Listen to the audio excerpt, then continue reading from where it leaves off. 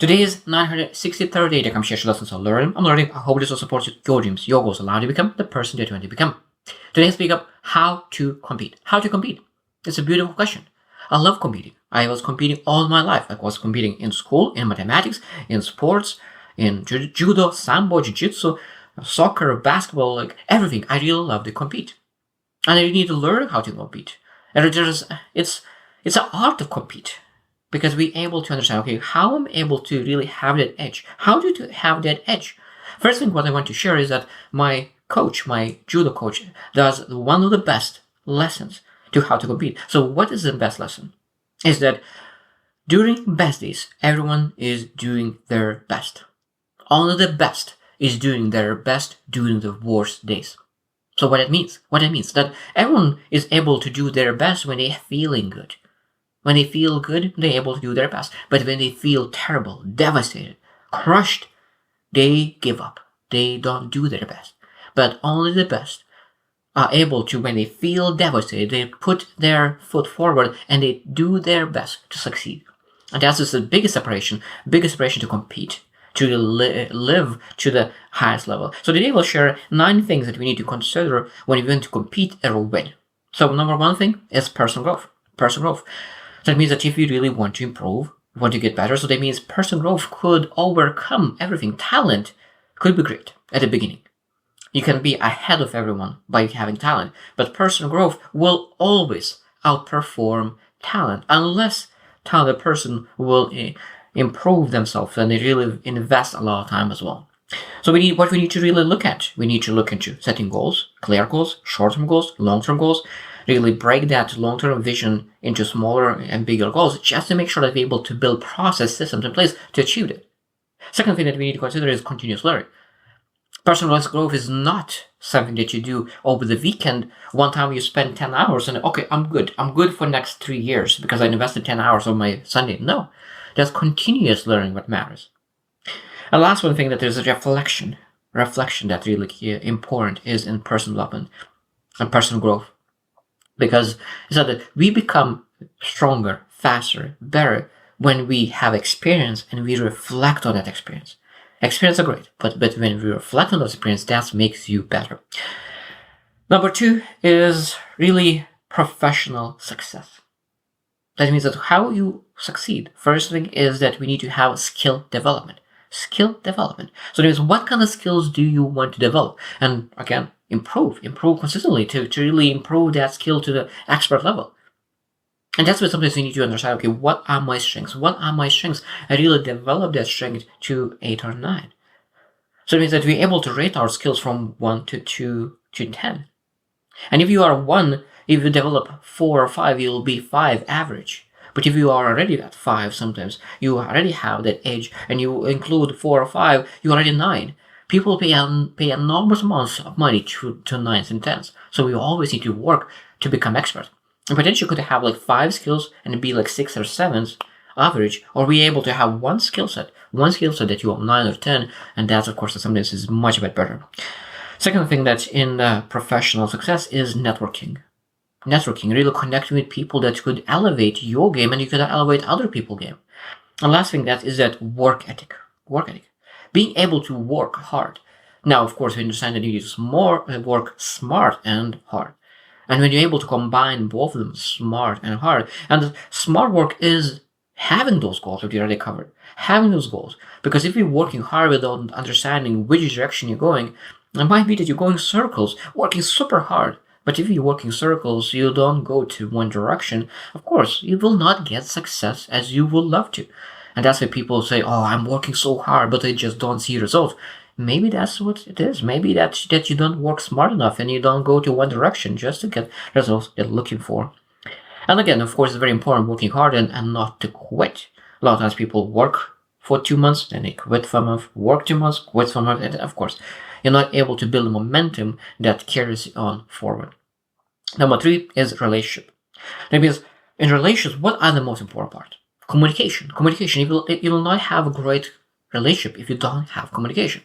So you need to communicate openly, and you need to communicate in a vulnerable way and be able to share. So communication is one of the best aspects of life. So communication is something that we need to develop no matter what. Empathy. Empathy. That means we need to have that emotional regulation, understanding where people are coming from, being able to put ourselves in other person's shoes, and we're able to really compete. Compete in life. Compete in life. This is a question that we need to understand. How we compete in life, how we achieve better things, and empathy, understanding where people are, allow us to compete even better because we're able to understand where our people are. And at the same time, we need to have a support system, safety net. And the most important part is this person could say that no, whatever happens in your life, whatever happens, I believe in you. And if there is anything that you need, I will be there. And nothing else that. Sometimes you don't need resources, nothing else, just knowing that someone will be there without judgment, with unconditional love. This is one of the best support that you can have. Number 4 is well-being. Well-being. That means we need to understand that we need to have emotional health, we need to have a mental health, we need to have spiritual health, we need to have physical health. When you have all those in place, you're able to compete in the highest level. Because if one is missing, you will lose. Because that something will hold you back. Because physical health, of course, how much energy you have, spiritual health, the meaning and the purpose of life, mental health, understanding how much willpower you're able to include, and emotional health, really regulate your emotions. Because if you're just controlled by your feelings, of course, that is not a good way to compete. Number 5 is mindset and attitude. Mindset and attitude. Again, this is very, very important. That means that ability to have change all those negative things and turn into positive. Because it's a beautiful saying that it doesn't matter what happens to you. Because you're able to understand that it happens for you. It doesn't happen what happens to you, because when you start asking, okay, this happened for me, so what am I able to learn? Because it doesn't matter what happens to you, because you're able to respond. And how you respond, this is on you and on me. Response is on us. And that's why it's very, very important to understand that we are able to choose positivity. And of course, when we're able to choose positivity, it's much easier to be resilient, because resilience is one of the things that we need to develop no matter what. And during good days, we need to develop resilience. We need bad days. Sometimes it's developed by byproduct. But resilience is something that we need to develop all the time. That's why I really love those cold showers, like running and everything that really is hard. It's hard to do those things. It's hard to wake up at 5 a.m. and go for a run when everyone is sleeping. It's hard. But it builds massive resilience. So it doesn't matter what kind of hard skill set or hard activity or routine you have. The most important that you're able to push yourself through just to make sure that you're able to build resilience. And last one that this is massive, massive help is gratitude, gratefulness. What you appreciate appreciates. What you appreciate appreciates. If you appreciate goodness in your life, there'll be more of it. If you appreciate $100 in your bank, you will have $100,000. If you don't appreciate $100 and you are disappointed and depressed because you don't have any money, you will not have more. You will not be given more. So I truly believe that gratefulness is the key to everything. And in competition as well. If you want to compete in life, in everything, you need to be grateful. Number 6 is time management. This is very important. We're able to have the same time, 6 hours to perform in some kind of activity. But who will win? A person who will prioritize. Okay, we're able to really look into that 6 hours, even plan and prepare. And the person who prepares, who plans, will outperform the person who works 6 hours straight. I truly believe that. So that planning and prioritization is number one thing. So that is how you're able to prioritize your activities, that you could be intentional about your work, about your practice, about your things that you need to do. And the last thing is that avoid procrastination. And is again planning and preparation and real understanding that you know what to do. Because when you have those 6 hours, but first hour you're thinking what to do, you waste 1 hour and then we still have only 5 hours to do. But if you really plan and execute, and before that you may be able to plan a day before, and you come in those 6 hours and you know exactly what to do. You know exactly what to do. You don't waste any time. I think that people waste so much time on thinking what to do, but when you know what to do, it's just execute. You are outperforming everyone and competing much better. Number 7 is financial stability. In competition in life, financial stability is very, very important. Because we need to have a budgeting, we need to have investments, we have some kind of emergency fund. So these things need to be covered. Because when there's a beautiful saying that If you're underwater, what you will think after 30 seconds, what you will think after a minute, you will think how to get out of the water to get a breather of some air. Exactly same with money. If you are under the water with your money and you're barely surviving with your money, all you think about is how to get more money. But that means you don't think about how to self-actualize, how to really become better, how to build a better skill set. So you need to be very, very careful with your money. And that's why sometimes people have work, they do 9 to 5, and while they have stable income, they're able to build a business at the side because they don't think about where the money came from. So it's very, very important to understand how you manage your mindset when your finances are at low. Because every single person who really wants to achieve great things will need to take risks. And we need to prepare for that. Number 8 is adaptability. So how you adjust, how you pivot. We need to understand that we need to be very, very flexible, malleable. If you are put in one place, and because I love this saying, we need to be like water. That it doesn't matter in what kind of bowl we are put, we're able to adjust because we are like water. We fit that form perfectly. And that's how we need to be flexible. At the same time, we need to understand that we always need to innovate. Innovation is one of the best things to really be able to adaptable. So it means that, okay, this is how I used to do in the past, but doesn't mean that I need to do that now. So being able to really say, okay, how am I be able to adjust, pivot things, look into technology, look into myself, and ask, okay, this is working. Because a lot of times we need to change not the things that is terrible, those are easy to change, but sometimes you need to change something that is working well.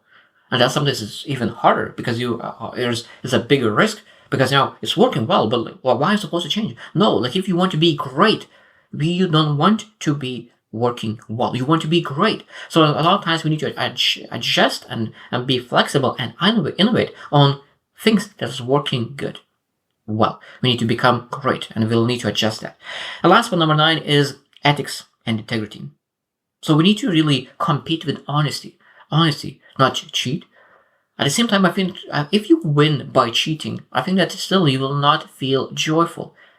You potentially will feel maybe joyful for a second, but you will feel disappointed for a lifetime because you will start to question, if I didn't cheat, would I win it or not? If I didn't cheat, would I win it?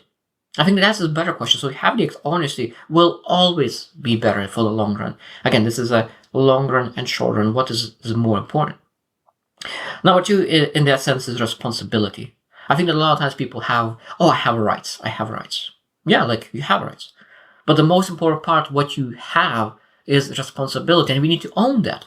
This is my responsibility. This is my ownership. Ownership is a beautiful, beautiful word. Ownership. It's even, there's a book by Alan, I forgot his last name, but like it's a great book, Ownership. And I think that every single person is supposed to read it because we need to take ownership of our lives. And if we want to compete in the highest level, we need to take ownership and responsibility. At the same time, fairness is probably not the best word, but still we need to really be fair as much as we can. Life is not fair. We'll never find fairness in life. But we need to really seek fairness. We need to understand that we are able to see that. Even though that we know that life is not fair. We know that. That's for sure, 100%. But we're able to seek fairness against other people. We want to seek that win-win situation just to make sure that every single person is able to compete and win. So today I was focusing on how to compete in life. How to compete. I think that when we really review how to win our life, we're able to find there is some things that we're able to do to position in the best possible way to win. I hope that you reflect as well. How often do you win in things in life?